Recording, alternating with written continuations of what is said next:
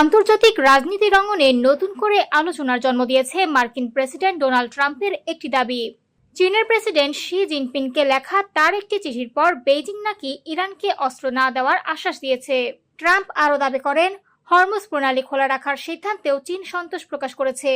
তবে কূটনৈতিক মহলে প্রশ্ন উঠেছে, এই বক্তব্য কতটা বাস্তবসম্মত। এখন পর্যন্ত চীনের পক্ষ থেকে এ ধরনের কোনো আনুষ্ঠানিক প্রতিক্রিয়া পাওয়া যায়নি। বরং বিশ্লেষকরা মনে করছেন, বৈশ্বিক রাজনীতিতে নিজের প্রভাব তুলে ধরতেই ট্রাম্প এমন বক্তব্য দিয়েছেন।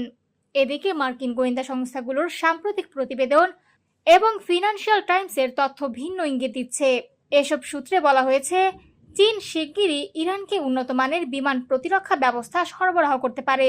পাশাপাশি কাঁধে বহনযোগ্য বিমান বিধ্বস্তি ক্ষেপণাস্ত্র বা ম্যানপেড দেওয়ার প্রস্তুতিও চলছে। আরও উদ্বেগজনক তথ্য হলো, চীনের উন্নত গোয়েন্দা স্যাটেলাইট প্রযুক্তি ব্যবহার করে মধ্যপ্রাচ্যে মার্কিন ঘাঁটিগুলোর ওপর নজরদারি চালাচ্ছে ইরান। 2024 সালে এমন একটি স্যাটেলাইটের নিয়ন্ত্রণ পায় ইরানের বিপ্লবী গার্ড বাহিনী।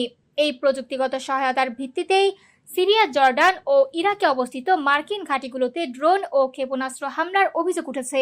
সব মিলিয়ে বিশ্লেষকদের মতে, চীন ও ইরান নিয়ে ধীরে ধীরে একটি শক্তিশালী সামরিক সমন্বয় গড়ে তুলছে। ফলে ট্রাম্পের দাবি বাস্তবতার সঙ্গে কতটা সামঞ্জস্যপূর্ণ তা নিয়ে সন্দেহ থেকেই যাচ্ছে।